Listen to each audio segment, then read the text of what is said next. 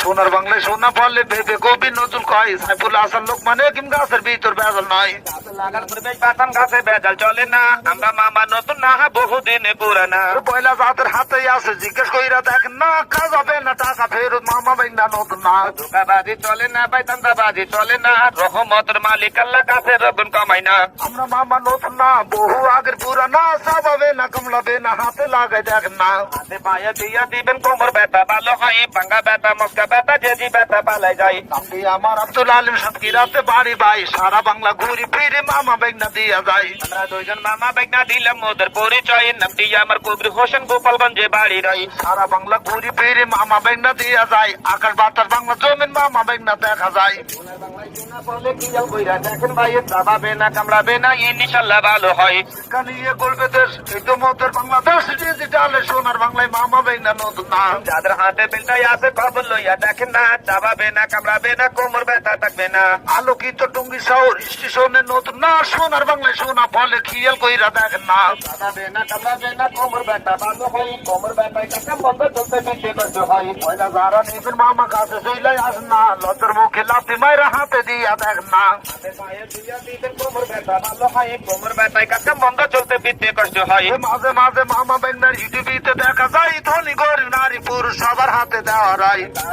চলে পড়ে মাথা কোমর ধরবে না হাতে দিবেন পায়ে দিবেন রহমতের কামনা গুলিস্তানে যখন যাই মাজার গেটে দিয়া যাই পল্টন এতে যাবেন দেবে শাহবাগে দেখা যায়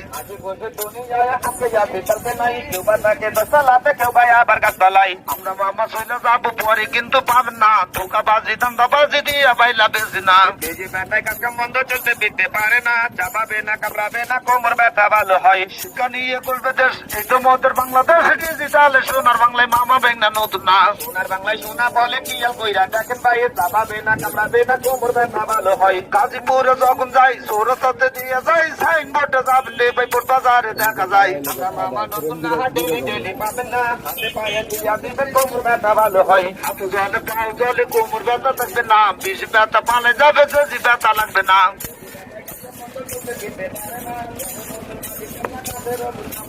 হাতে জলে পাও জলে কোমর ব্যথা থাকবে না সব হবে না কামড়াবে না এখন লাগাই দেখেন না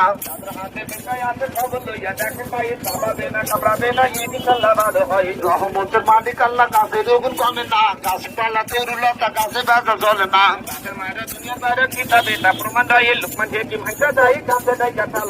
মাঝে মাঝে পয়লা করলো তেলের বেলে পাওয়া যায় এখন কিন্তু পাওয়া যায় না মামা বেগনা দিয়া যায়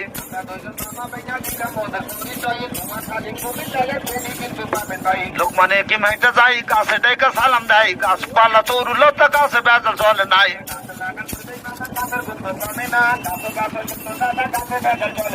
অমাবস্যা পূর্ণিমায় গিটে গিটে কামড় দেয় হাত জলে পাও জলে যদি ব্যথা ভালো হয়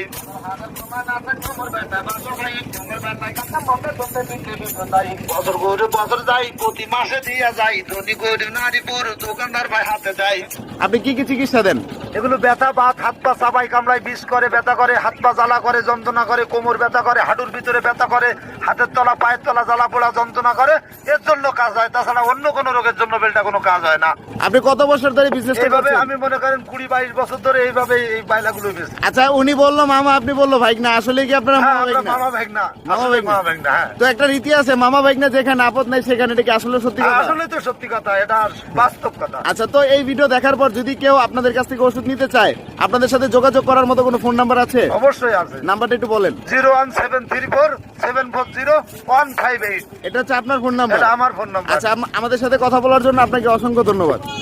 তো প্রিয় দর্শক আজকের ভিডিওটি এ পর্যন্তই। সবাই ভালো থাকেন সুস্থ থাকেন। আসসালামু আলাইকুম।